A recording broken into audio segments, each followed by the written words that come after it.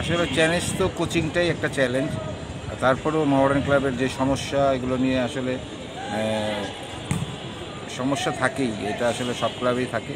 তারপরেও আমরা মহামেডানকে ভালোবাসি। মহামেডানের জন্য প্লেয়াররা যেভাবে স্যাক্রিফাইস করছে, আমরা কোচিং স্টাফও স্যাক্রিফাইস করেছি, এবং সেই স্যাক্রিফাইসের সাফল্যটাই আমি মনে করি এবার আমরা পেয়েছি।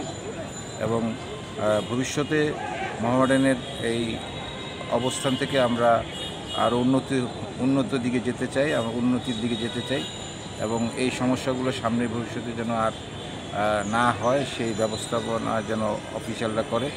এবং বাংলাদেশ মহামেডান স্পোর্টিং ক্লাবের যে অবস্থান বর্তমানে, এটা ধরে রেখে আমরা এগিয়ে যেতে চাই। তা তো অবশ্যই মহামেডানকে ভালোবাসে দেখেই তো সবাই এই স্যাক্রিফাইসটা করছে। খেলোয়াড় বলেন, কোচিং স্টাফ বলেন, অফিসিয়াল বলেন, সবার এই ভালোবাসা আছে দেখি মহামেডানের এই অবস্থানে। স্যাক্রিফাইসটা তো আসলে পরিশ্রমিকের ব্যাপার আছে, মাঠের ব্যাপার আছে, ফ্যাসিলিটিসের ব্যাপার আছে, সব কিছুর ঊর্ধ্বে আসলে মহামেডান ক্লাব। আমরা সেই হিসাবে চিন্তা করি মহামেডানকে। তো আমি আগামী বছর আসি কিনা সেটাই তো জানি না। আচ্ছা, এখনও চুক্তি হয় নাই, অবশ্য এটা ভবিষ্যৎ বলবে আর কি। আচ্ছা আচ্ছা, সেটা তো কথা বলেই নিব অফিসিয়ালদের সাথে। আচ্ছা আচ্ছা।